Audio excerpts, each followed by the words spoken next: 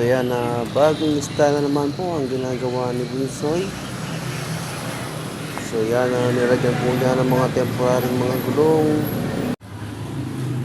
So yan, temporary po niyang inilagay ang mga gulong para lang magawa niya ng base.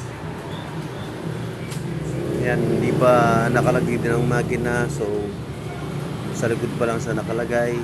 Pati yung rim ay extra niya nilagay para malagay niya yung pinaka harap niya.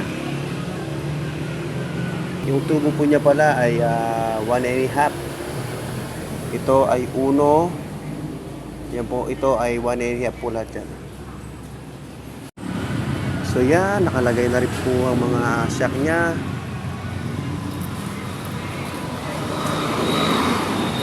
So ito ibang klase ito, napakalaki niya.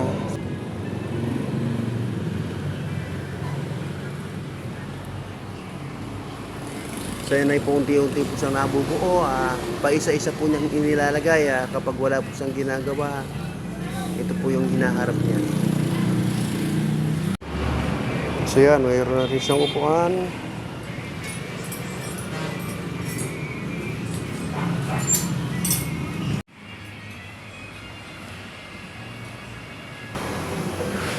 So ito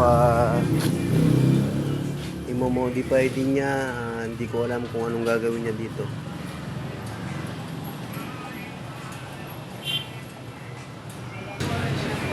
Ito yung pangalawa niyang nagawa dati pa.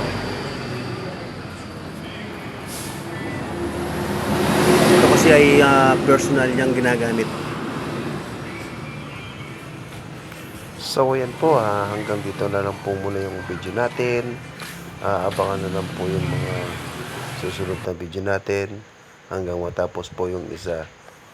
So ayan po, salamat po sa panonood. Salamat po.